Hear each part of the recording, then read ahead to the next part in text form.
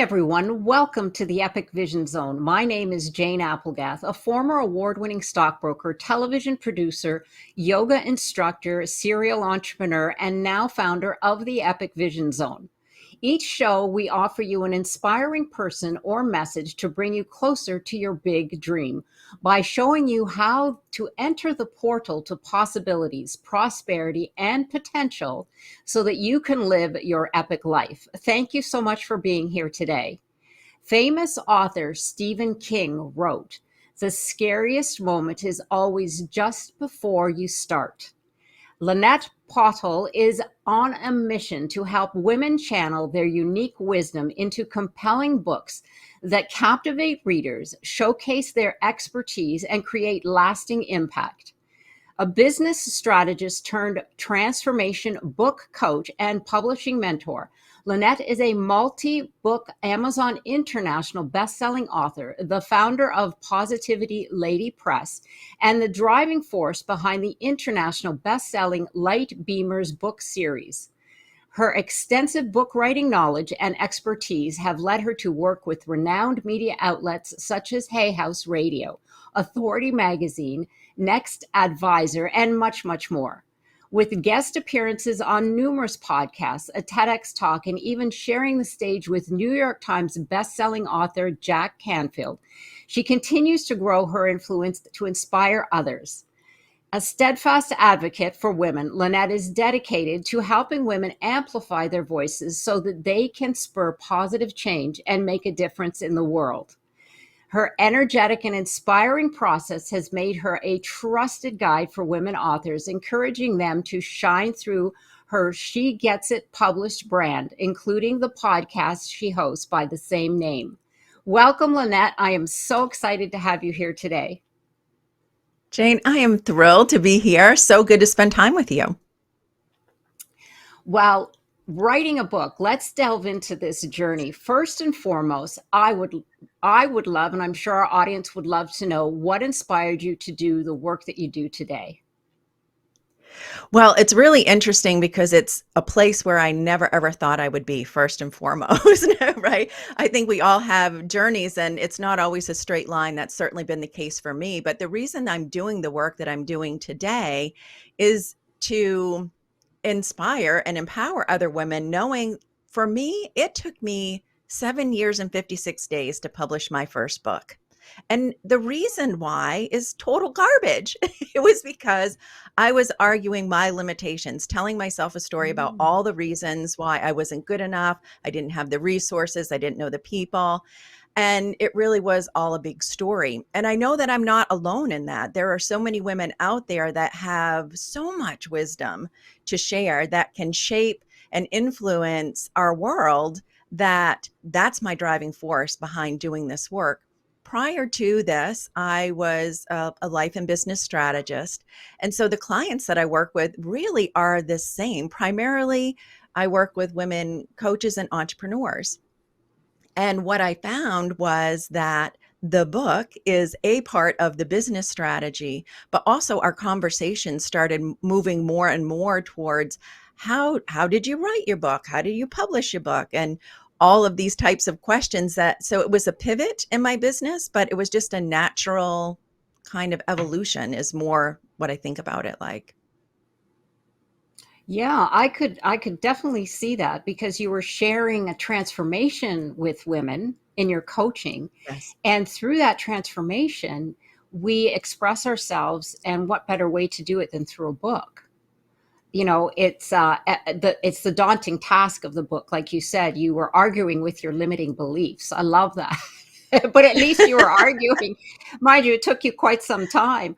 So I admire you for admitting that it took you so long to write that first book. And obviously you're here to help women move that much along much faster than it needs to be. So just give us a little insight into what really helped when you were struggling to write your first book. Yes, and with me, it wasn't as much about the writing process. My first book was about, I had written an article and in my local newspaper, I had a weekly column, which was around elevating positivity and how you could change your world through positivity, small acts of kindness.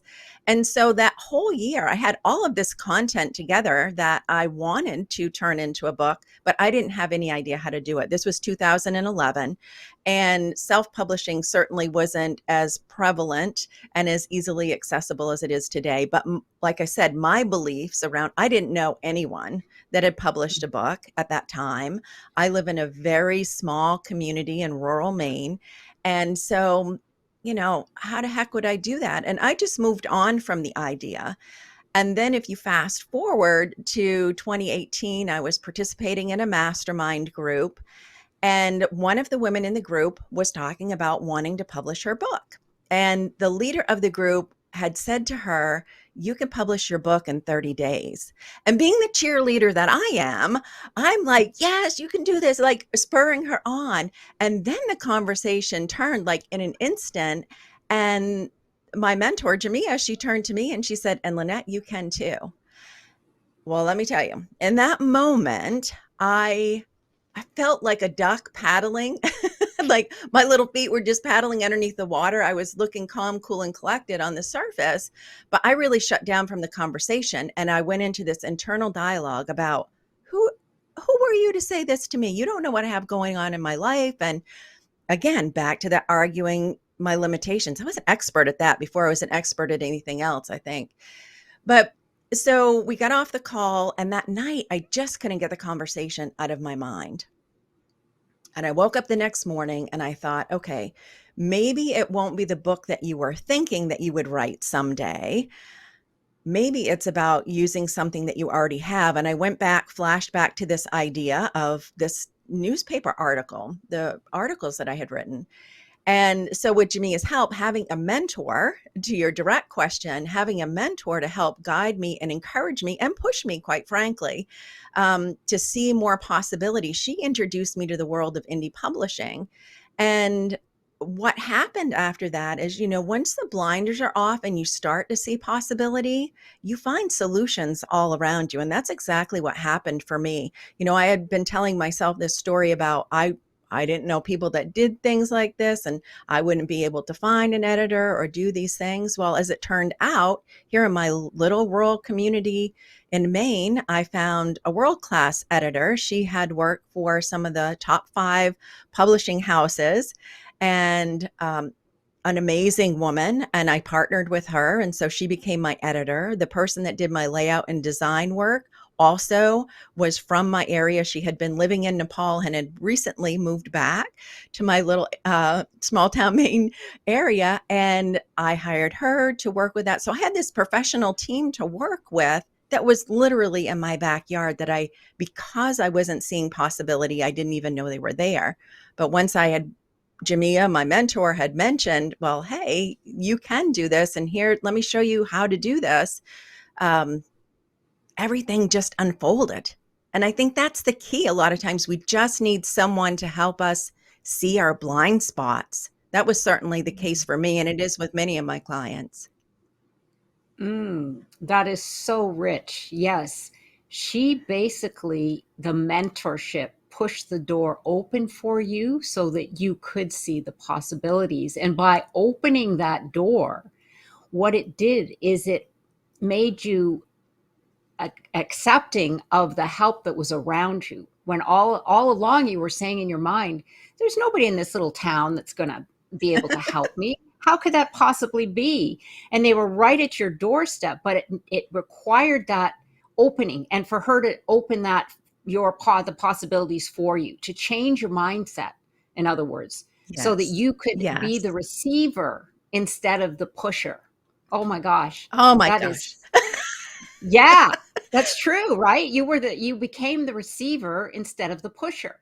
So And in that's one instance, you're huge. you're on the one side of the door, no, no, no, and then the other, it's like, oh yes, come right in. I invite you in. Oh my gosh, that's a beautiful And story.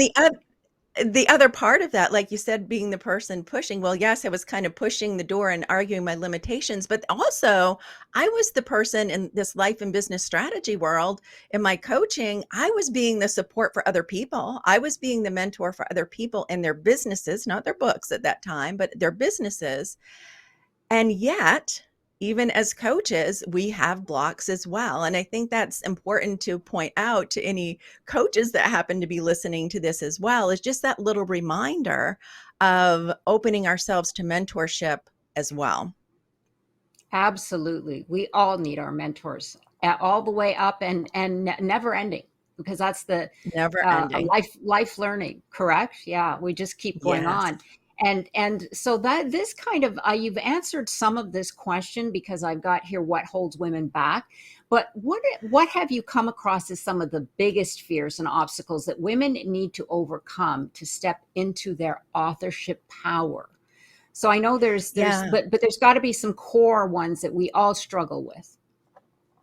Absolutely, there is. And the interesting part is these fears and limitations dress themselves up in fancy clothes, and we share them like legitimate reasons when really they're excuses in disguise. So we talk about it in terms of like, I don't have the time, I don't have the resources, I don't have the money, all of I'm not good enough, I don't have the training, I'm not a professional writer, all of these things, when in fact, if you pull back the layers of that onion, peel the layers, you notice that the commonality is a fear of judgment. It's imposter syndrome. It's, you know, the experiences that we've had in our life telling us that, we're an expert in this one area, but books, like I'm a beginner at that. I'm not sure that I'm comfortable being a beginner again. There's this fear. It really all stems down to judgment. And Mm. what are other people going to think? And if I'm an expert, like, shouldn't I be showing up in a certain way? When in fact, being an expert, like one of my favorite quotes, and I talk about this as my personal philosophy, is a Mother Teresa quote. And she said, in some words similar to this, I can do things that you cannot. You can do things that I cannot. Together, we can do great things. And I think Mm. that's the piece, is those fears exist for all of us, and there's a way to move through that. Yes, absolutely. You're so right. It really is judgment. And I was just on a call the other day with a group of women, and she is a coach in her own right, a very successful coach, but she does Mhm. art on the side. And I asked her, I said, well, is what kind of art is it? Because there's all kinds of art. I mean, you could take photography as art. And she said, well, it's painting. And I said, oh, that's wonderful. And she says, yes, but I don't share it with anybody, because I couldn't Mm, imagine it being judged. And I was yes. like, whoa, because I guess you get so attached or close to it. But you're absolutely right. I never thought of the judgment. And it is a big fear, because I've been a script writer as well. And at the beginning, I was very fearful of having anybody read it. I thought, oh, they're going to Mhm. think this is ridiculous, but I got over that eventually. But it did take a shift in my mindset. Absolutely. So, that being said, then, I know that mindset is a very core essence to overcoming some of these fears, and especially, like you said, judgment. What tips can you share with us that will help us, inspire us to get started, and also walk into that and leave our imposter behind? Yeah. Well, I'm not sure if we ever leave the imposter behind. It's about how we choose to view that, um, how that informs our decision rather than letting it make our decisions for us. Just noticing, like, oh, okay, maybe this is showing up again. I must be on my growth edge. It's more of an indicator of, oh, I'm doing something big and new and exciting. I'm doing something worthwhile. Because if I stay small, and only do the things that I already know that I'm exceptional at, imposter isn't going to show up a whole lot. It's Mhm. when we're pushing that growth edge when it shows up. And so I talk about that a lot, is this process is like a spiral staircase. I think personal growth, personal development really is like that spiral staircase, because you're feeling really great, and then you start to go around the corner and elevate, and it's a little bit dark in that corner, and something shows up. It's those voices, it's the stories we tell ourselves. And we have a choice in that moment, either to go back down to safety of that step that we were at, or we can just kind of get curious and push on and move up to the next level. And at each level, we're taking all of the learning, everything that all the tools that we've gathered, we're taking them with us. So we're never starting back at the beginning. I think that's a big piece to remember. Yes, you're a beginner at this thing, but you're not a beginner at life, right? It's really Right. important, I think, with books or anything new that we're doing. Yes, absolutely. And of course, when we understand the science in that, because I'm a big neuroscience nerd, I guess. Um, the mind, our humanness wants to keep us safe. I mean, that's really what it's Yes. doing. But in keeping us safe, it keeps us small, like you said. Mhm. And what we have to do is expand that horizon. But you're right. That's why people say they like being in their comfort zone, because Mhm. when you start to step into that, like you call it, the dark, the dark edge of the spiral staircase, that's where your mind is like, okay, we haven't done this before. I think it's a little scary. It's not good for you, because something bad can happen. And that's what our one of our voices is saying. So yes, it's Yes. so important to have a coach like yourself and someone who guides individuals through this process, because number one, you need to know it's not unusual to feel that. But Mm. number two, know that you have within you the power to overcome that. And it's not a bad thing. It's a good thing. Yeah. So I love Absolutely. that metaphor with the spiral staircase, because it really is a spiral. So, that being said, let's delve into how do you lead authors through the story development process? Because this could be something that would really scare a lot of people. It can be scary. Anything new is scary. And one thing that I wanted to add into that around mindset before we dig into this strategy piece is also to think about, we always find what we're looking for. And so if we're Mhm. looking for evidence about why we're not good enough, that's what we're going to find.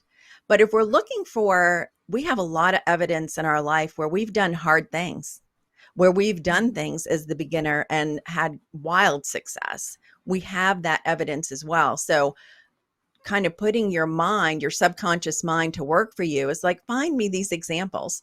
Where do they exist? That evidence does exist for all of us in different ways, shapes, and form. Right. And so, when it comes to moving into strategy, it is also about micro goals and breaking it down. I think one of the most overwhelming things is to think about a book as a whole. Like, holy heck, that is like 25, 45,000 words. And oh my God, how am I going to share this?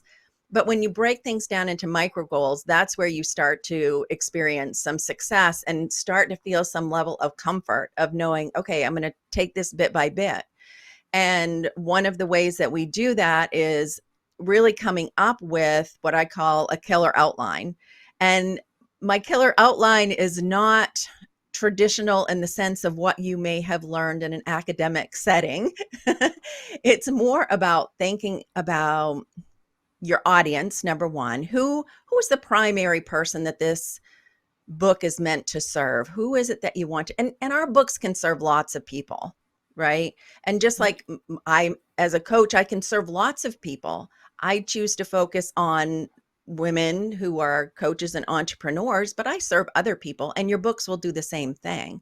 But if you're thinking about that primary audience person, like, who is that one person? If I'm writing this book for Jane, what would she need to know? What is her problem? What is she trying to solve? And what would she need to know to get there, to find that solution? And so we start with the end in mind, and then we reverse engineer and break it down chapter by chapter, kind of what are the steps. And I work pretty exclusively with self-help and personal development. Now, this isn't going to work for fiction writing. There's a whole different strategy for fiction writing or for memoir, but this is for self-help and personal development, is kind of going through that step process. What would each, and those steps can become chapters, And then what's going to be in each chapter? What's important to know? What would be the stories that I'm going to share?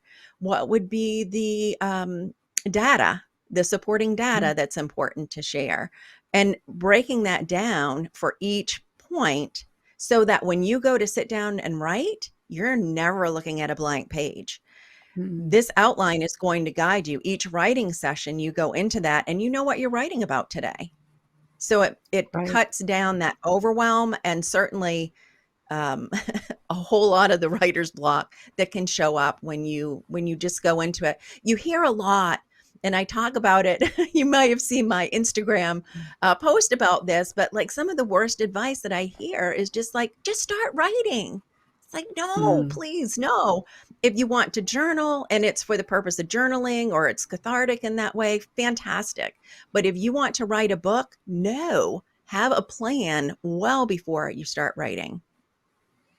Mm. That is the golden nugget right there.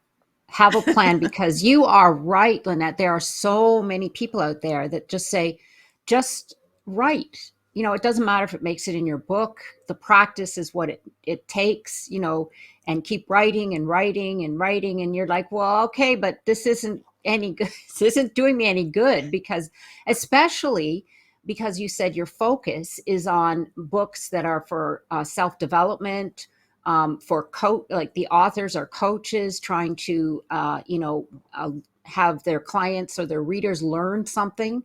So you just don't want to write about anything, and it provides us with a blueprint.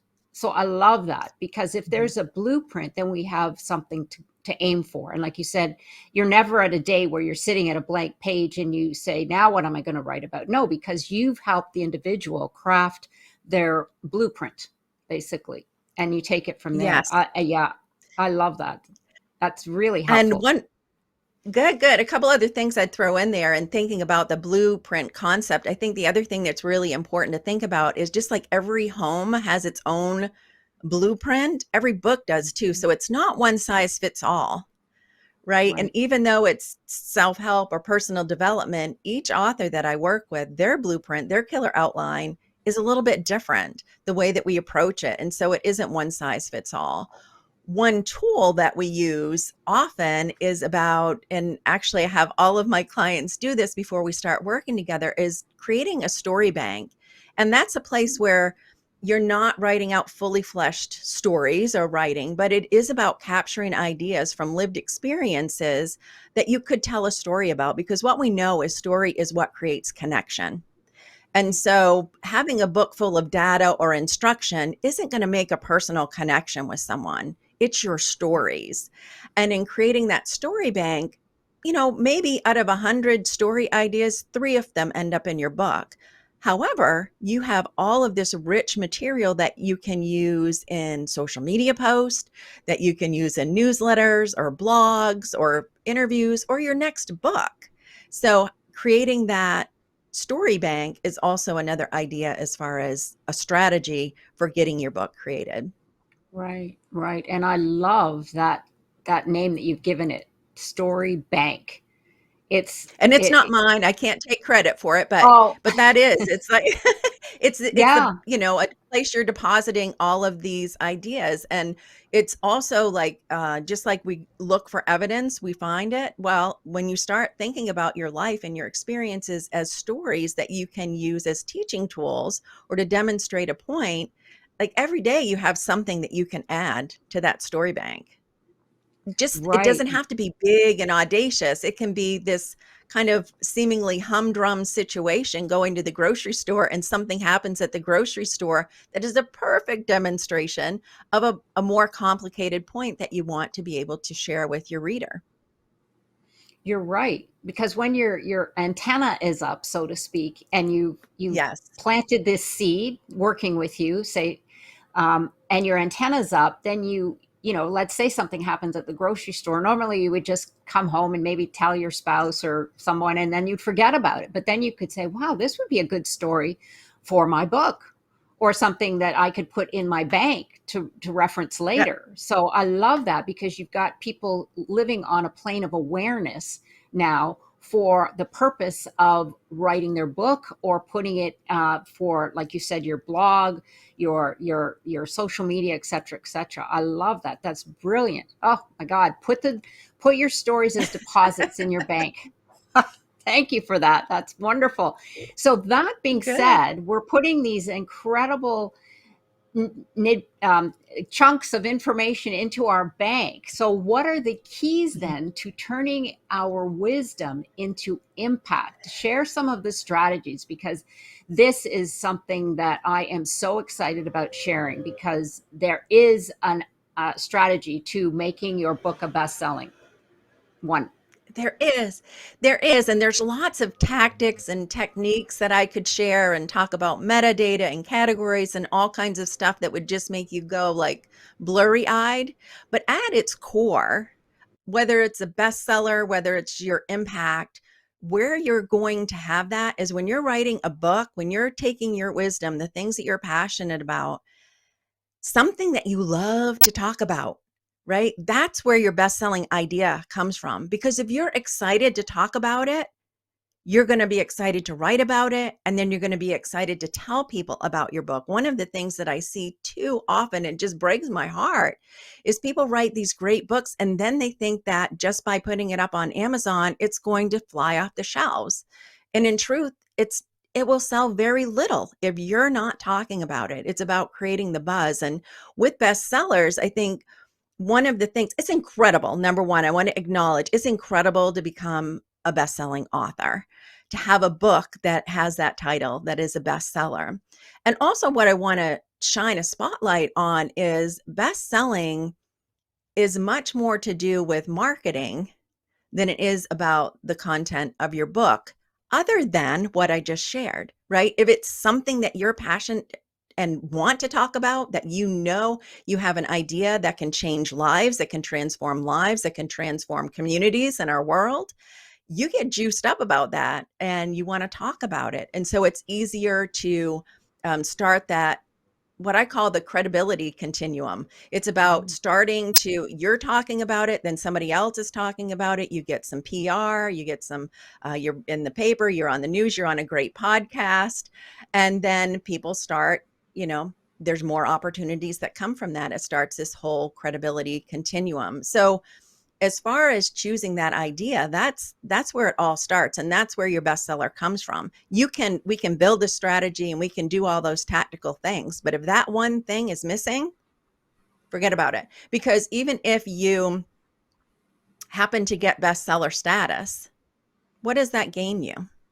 If it's not something that you are truly excited and passionate about, it's really an empty title that loses its appeal shortly thereafter that you've achieved it. That's the Right. sad truth. Yes, and especially in the genre that we're talking about, which Yes. is self-help, self-improvement, all of that. That I could see that definitely. It has to be a passion, or like you said, I mean, we could put out books on statistics all day long. Are they going to be a Right. bestseller? I highly doubt it. But even if one became a bestseller, it's like, okay, well, now I have my reference book. Big deal. You But know, yeah, well, check mark. exactly, a check mark. Yes, but I find that what I got a takeaway from that was best selling boils down to, a lot of it is marketing. And the way to get people excited about the marketing is your energy, your passion, putting it out there. It And re yeah. Yeah, it really is, and if you think about it, I don't know if this has happened to you or any of, your listeners, but I have in the past picked up a book that has the title even of New York Times best-selling, bestseller, Mhm. New York Times, instant bestseller, and you read the book and you think, "That Mhm. wasn't that great." Has that ever happened Yeah. to you? Oh yeah. Right? Yeah. And so that's the piece about, the marketing behind it. Yes, it's selling books is what creates an actual bestseller. Book awards are about the quality of the book. So it's two separate Mm, things. right. While I also want to create the distinction of I highly, I can't even say this strongly enough, highly advocate. I work with all of my clients to create that quality level book that earns, like, the quality levels up to what people think a bestseller means, right? Because most people don't understand really what bestseller means. Right. Yes, absolutely. I could see that. And this being said, so you've got your outline, you've got your story bank. Now, with the genre that we're in, Hmm. explain how a book, this is what really resonated with me when I spoke with Lynette earlier. This is where all you coaches need to step up and listen. Explain how a book becomes a powerful business building tool to support your mission, boost your influence, impact, brand, authority, and revenue, because this is Oh, what we all want. oh my gosh, yes, right. And that is, so I come to everything with that. I have the business strategy background. So when I'm looking at the book, that really is a big lens that I'm using is, what is our strategy? What is your goal for the book? And I want to acknowledge that everyone has a different motivation for wanting to become a published author, for wanting to become a best-selling published author. And so it's important to look at, what is that goal? What's driving you? But if elevating your impact and your influence and your bottom line, if all those things are important, along with creating this incredible impact in the world, then it's important that it's important, number one, going back to, you're talking about your book, it is about becoming visible. The more you show up, whether it's on Instagram, I'll use myself for example. I was a little slow to really wanting to show up on video and reels, and I had this perception that it meant that I had to be dancing, and I'm not a dancer. Um, but when I started showing up, right, and creating my author platform, and also in my case, my business platform, showing up in that way, then opportunities started showing up. It's just like we talked about a little bit earlier with this credibility continuum. Once someone sees you on someone's podcast or their show, and it's like, oh, I really like their perspective. Here's an opportunity. Maybe would you like to come speak to my group? Maybe it's an in-person speaking engagement. That's a big one, I would say, for authors that I see, is an incredible increase. If your goals are around increasing your speaking, paid speaking especially, then a book is a great tool. Some places, some of the bigger platforms, it doesn't matter how great of a speaker you are. If you don't have a book, they're not going to invite you to their stage. I heard a story about this from one of the social media large events. There was an individual who had a long-standing relationship and really loved, everything that they stood for, but that person didn't yet have a book. And that was a prerequisite for all of their speakers, that they had a book.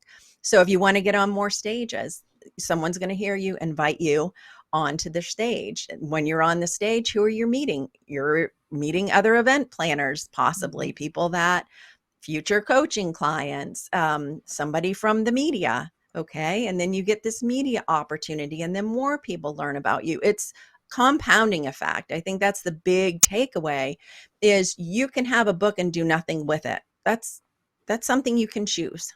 For some Mhm. people, it is just enough to publish the book. And I honor that, because everyone has their own journey.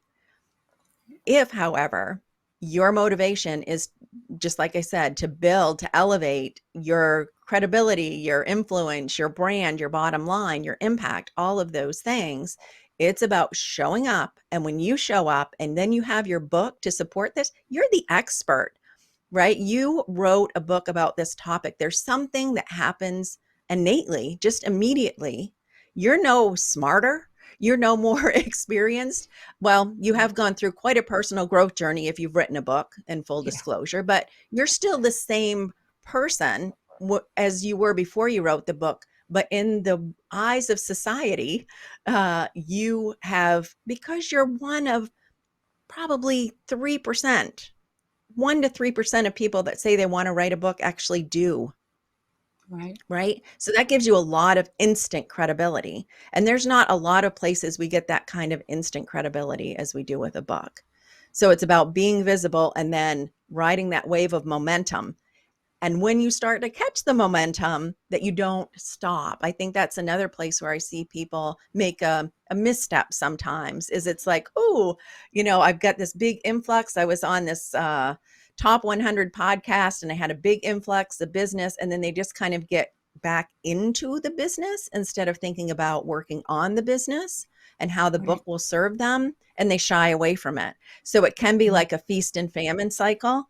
And so I really Right. encourage people, and I'm a little off track there, but just in thinking about how you use that to leverage it, it should be always top of mind, always for you and for the people that you're interacting with. Right. Yes. And to me, it becomes your calling card as well. So, you've got, say you're prospecting someone and you want to be on that conference stage. You send them your book.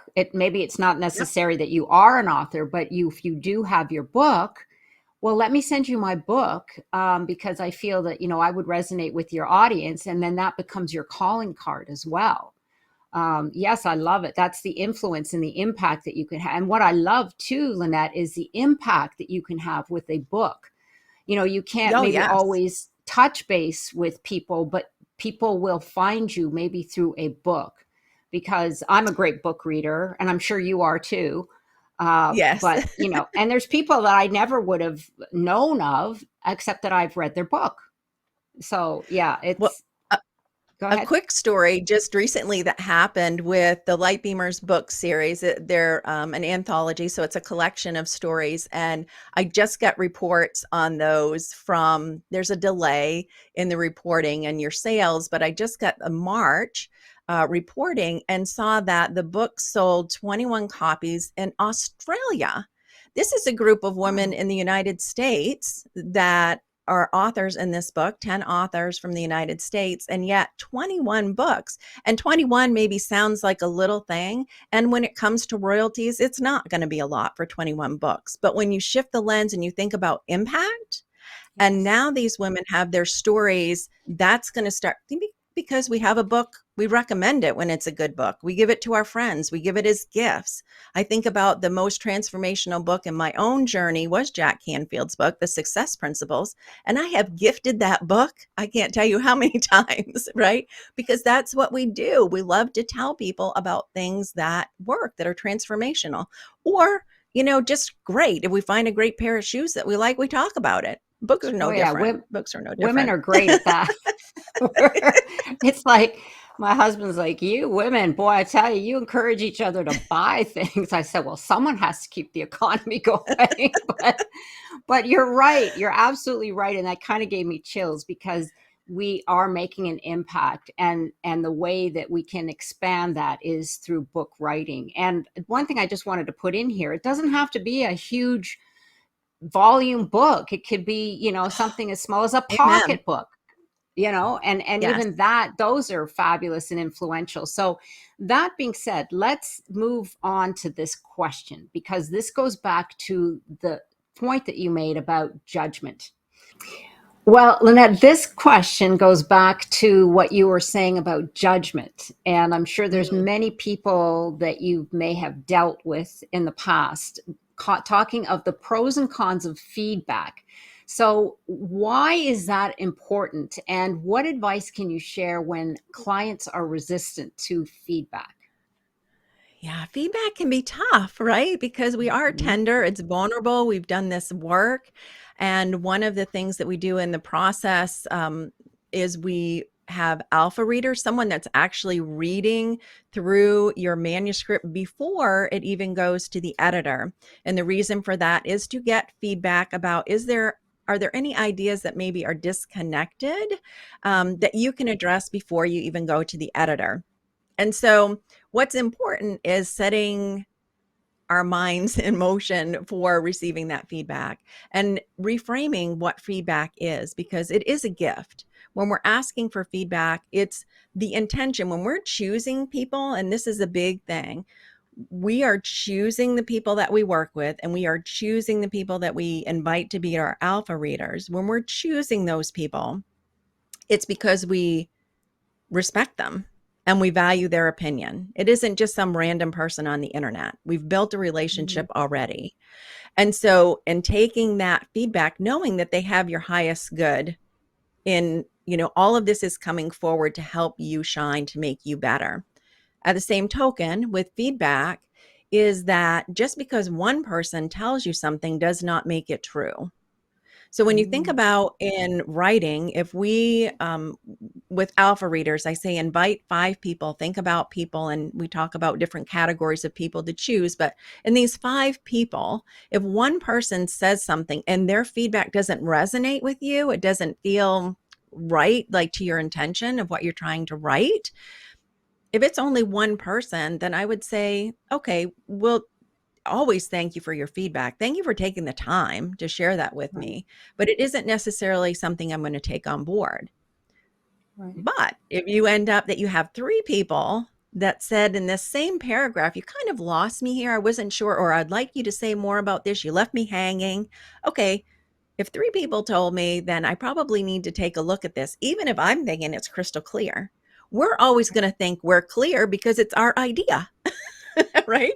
It's right. our knowledge, and sometimes we forget to put context around that idea, and so the feedback can help us to see those things. But one of the things that I do with clients when we get to the editing stage and working with the editor is really doing some significant mindset work around how we're going to approach that, because it's kind of like old programming, right? When you think about when you were in elementary school or going up through school and you saw that red X on your Yeah. paper, right? It just automatically, if you see red, it makes you think, oh, judgment, you're bad, you did something wrong, you're not good enough. And it feeds into all those old negative stories.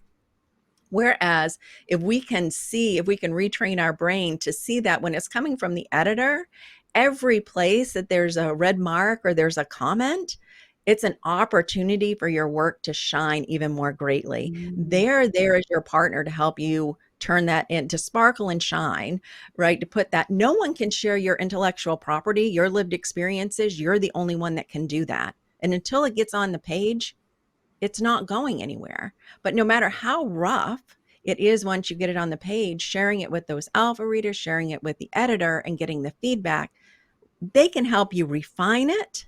But it Mhm. has to start with you putting something on the page. So, yes, you do have to open yourself up to feedback, and knowing that, like I said, not everything is just because someone says it doesn't mean that it's true. It's their opinion, it's subjective.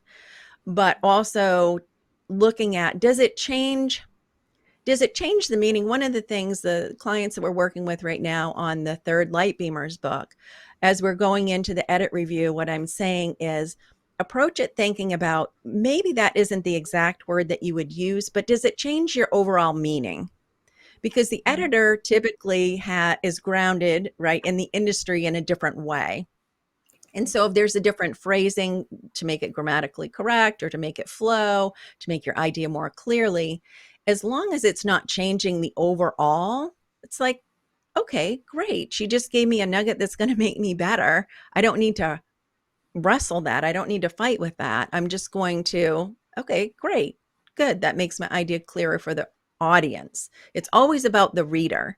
So part of this process of taking feedback on board is also having a healthy conversation with our ego to let us know that no one is trying to hurt us. Everyone is trying to help us with this.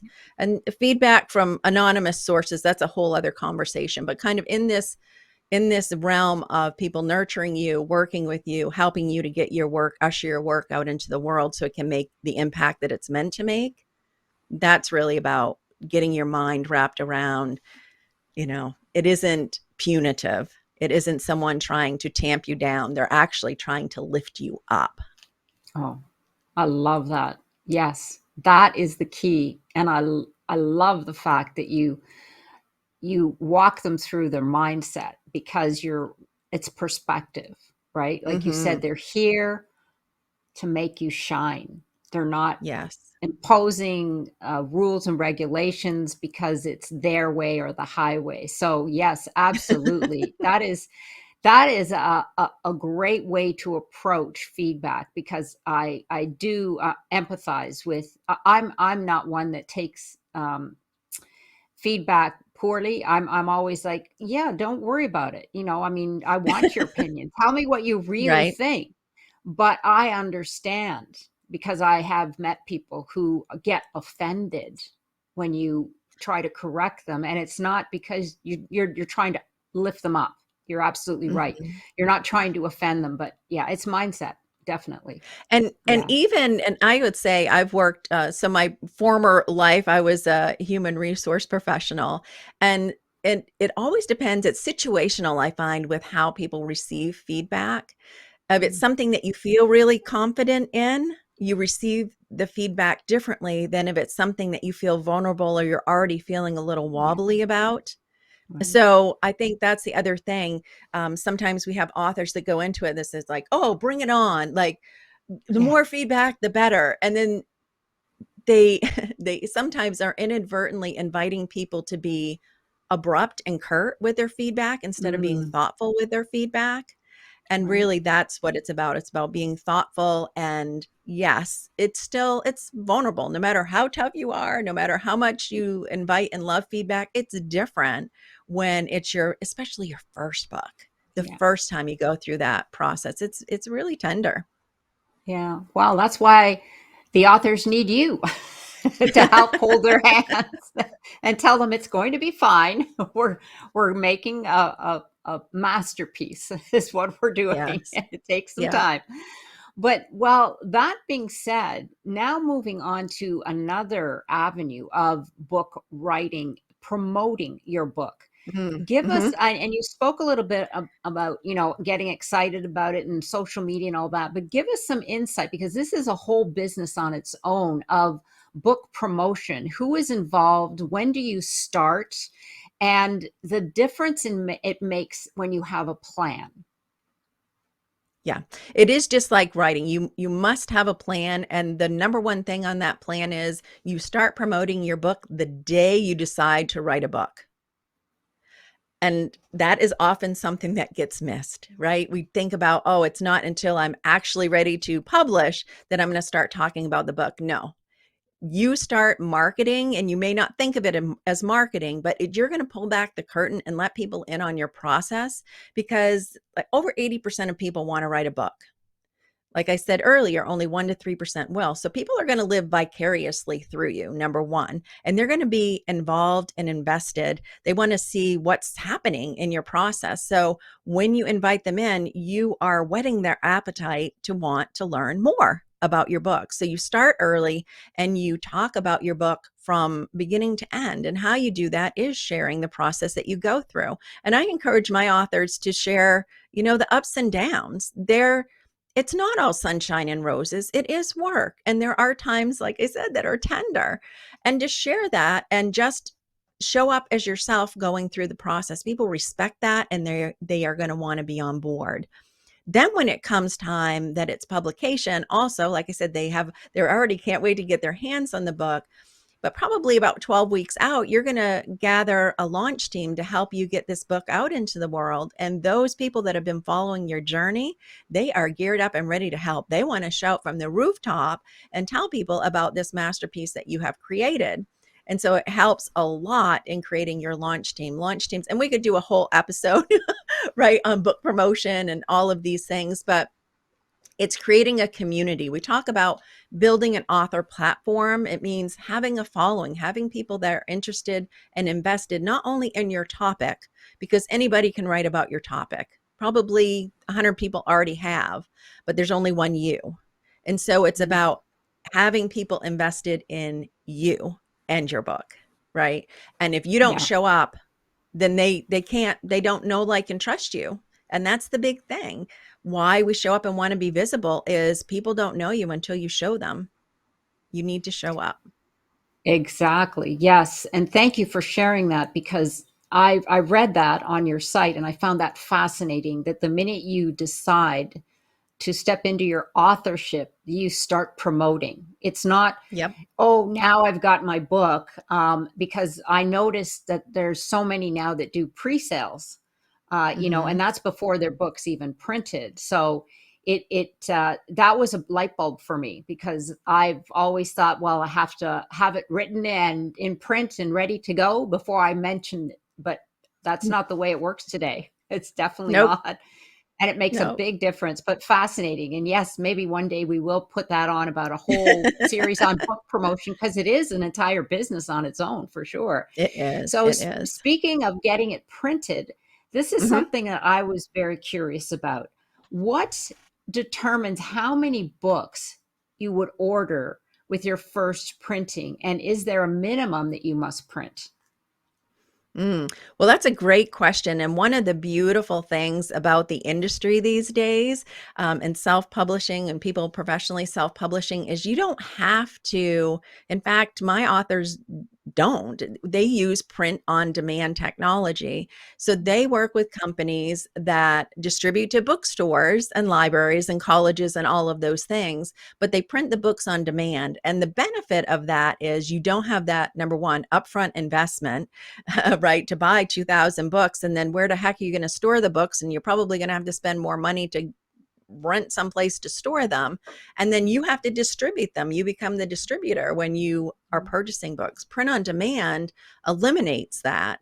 And so as someone orders your book, it's printed that day and then it's shipped out by whoever your distributor is. So whether it's Kindle Direct Publishing or Ingram Spark, or there are a number of them, but that's what I recommend. And usually with offset printing, which is kind of that more traditional what it was in years past before this print on demand technology came into play, is like it's at least 500 books, and for many it is 1,000 or 2,000. It depends on the distributor or the printer, excuse me. And something that some of the folks in my inner circle, as far as in the author and publishing world, that they ran into is they were doing their printing in China. And when Mm. the pandemic came about, their books were sitting in containers that couldn't get into Oh, port, or were no. sitting, that they just couldn't be released. So there's a lot of factors that come into that as well, and cost, and whether you Mm. do that internationally or you do it in the United States. But with print on demand, it eliminates all of that. There's some Wow. restrictions, there's less options as far as sizes or special features. Like if you want some kind of foiling imprint or raised lettering on your cover, that's hard to do. You can't do that on print on demand. But for most people, they're going to be able to get a really great result with print on demand. So print on demand, then, that's fabulous. And thank you for sharing that. That saves a lot of cost, Yes. and time, because you said, like you said, if you have them, you have become the distributor as well, which becomes a whole nother thing that you have to take care of. Hmm. So you're actually pushing, or your platforms, like we said before, your marketing is pushing the sale of the book. So it's actually they then order it, correct? Because that's what the print on demand is. They send in their order for a book. Well, Correct. and you're able to go to like Barnes and Noble or bookshop.org or Amazon, and you order your book, they print it and fulfill that order. Okay. And so you're not involved in that piece at all. It's Right. having your Yeah. book available on those platforms where it can be printed. Okay. Yeah. That was one of my questions too, because they can make it available at Barnes and Noble or any of those other places. They just have to order it for the client. Yeah, the customer. Yes, Exactly. you end up in a catalog essentially that the Yeah. booksellers are ordering from. Now, if you print only on Amazon, then Barnes and Noble isn't going to carry your book. You do have to make decisions when you're choosing who you want to be as your distributor and what your goals are there as well. But there's lots of options. Mm. Okay. I hear that sounds like another podcast, but yes, but this is It's very wonderful. Yeah. Go ahead. I was going to say there's such intricacies to Yeah. the world of publishing today, and so much opportunity, but it always goes back to, I can't tell you how often I say, let's go back to the goal. Let's go back to why you wanted to publish the book. Mhm. What is it you want the Right. book to do? And for some people, it isn't even about the actual sales of the book. They don't really care about book royalties. They care about having the book that they can use to give that promoter, to get on the stage, to give to clients, potential clients. So how you approach that is going to be different. The decisions you make are always going to be driven by what is your personal goal going into this. Right. Yeah, absolutely. Yes, to make that impact and have make a difference in the world, going back to one of your passions and is mentoring Yes. women to do that. So yes, absolutely. And funny enough, when you said going back to the goal of why, I thought you said going back to the gold. And Oh, I thought, yes, yes. it is going back to the gold, right? Your why is your gold. I mean, that was just it just popped into my head because I thought, oh, that's brilliant. I love it. Yes, the gold is your book. Oh, wow. So I just had to share that. So let us share with our audience the additional services that you provide to help make a book a success story. Like I know, and you can just, we've talked about most of these, but I've just listed some: professional editing, book formatting, cover design, but just, we don't have to go into them in detail, but just to give our audience an Right. idea of how much knowledge you carry as being this a book mentor coach, because you have so much expertise. So if you could Right. share that, that would be great. Yeah. So part of my process when I work with mentoring clients is more to educate them about the process, how to interview, how to find, where are you going to find an editor? I introduce them to editors. I educate them about the process. And then they're actually making those hiring decisions. So I'm empowering them with the knowledge to go make a good decision, and I support them through the process. So I don't have a team. My team doesn't consist of, I'm a done with you kind of person. I'm not a done for you. So I'm not publishing um, very few books, very few under Positivity Lady Press. Mostly it's done with you. So I'm holding your hand, guiding you, taking you through every step, what to expect when for pricing, for instance. And with editing, some people price by the word, some people by the page, some by the project. How do you find out? You get samples. How do you work with people? What does that look like? So where my experience comes in, and it really is mentorship, is being able to share that, to educate them so they're not going into it blindly, that they feel like they're well equipped to go in and make a good decision. And that can be really hard when you don't have any frame of reference and it's a brand new industry to you, a brand new process. And sometimes, unfortunately, what happens is people skimp on those Mhm. professional pieces, Right. and it takes away from the value. It diminishes the value that they're bringing. Let your work shine to its full Mhm. potential. Your intellectual property is one thing, and then put it in beautiful packaging. Let it show Yeah. up as its very best form, and working with professionals is what helps you do that. Right. And that would be professional cover designers as well. Yes. It Cover just goes on. designers, layout. Yeah. Yeah. Right. Proofreading, like having a final proofread. Your editor generally is not going to be your final proofreader, because once you have your work laid out in book form, you want somebody to go back through. Sometimes it can be wonky stuff that happens with formatting on the back end. You want somebody to go in and just make sure that all the I's are dotted and the T's are crossed, per se. So, Yeah, yeah, it's a it's a team of big people. industry.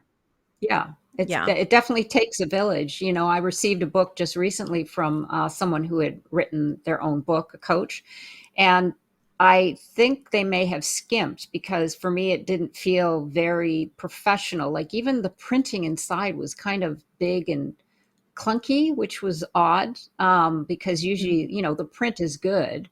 But Right. I know what you mean. That's the first book I've ever received that I had that feeling. Most of the others are very professional. I mean, I really never even noticed. It's just that this caught my attention. So it does make a difference. And like you said, it's all about making you shine. I mean, like you said, whether you want the book to just share with your close friends and family, or of course, if you want it for promotion and revenue generating, you want it to be professionally, because like I said, it is your calling card. And it says everything about, who you are and where you're coming from and so on and so forth. So this is, your company name is She Gets Published. correct? She gets published, yes. She gets That's the published. And brand. so Yep. that's the brand. And so tell our audience where they can get in touch with you.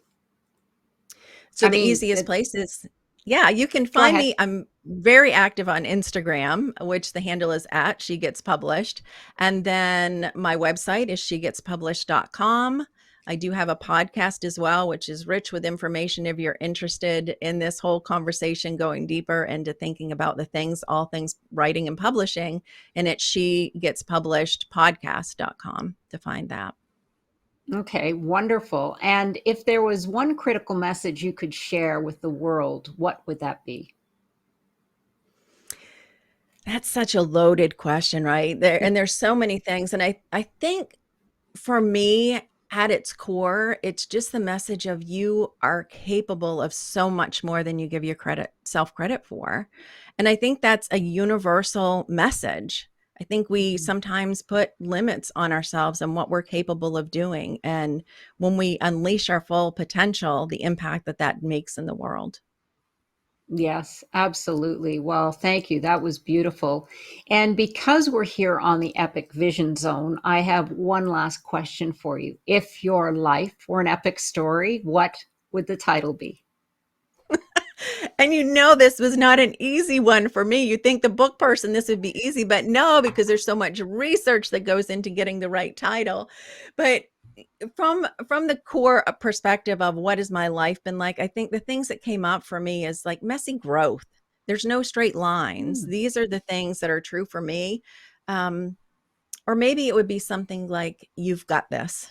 That's the message Mm. to myself, to my younger self, to my future self. I'm still in an evolution where it's always, when you think about up leveling, those limits come back. It's that spiral staircase. So you've got this. Let's use that for a title.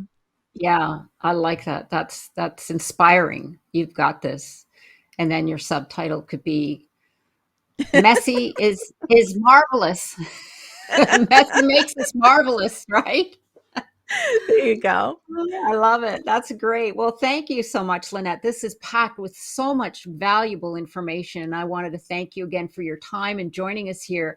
And for information to connect with Lynette, once again, go to her Instagram at She Gets Published and her website as well, shegetspublished.com, as well as her podcast. And you will find all that information on the Epic Vision Zone bio pages. And be sure to follow me on Instagram at Jane Applegath. And don't forget to connect with me at janeapplegath.com, where you can access your free download, The Keys to Your Dreams. I'm sending you so much love and success. This is the Epic Vision Zone, transforming your dreams into epic success.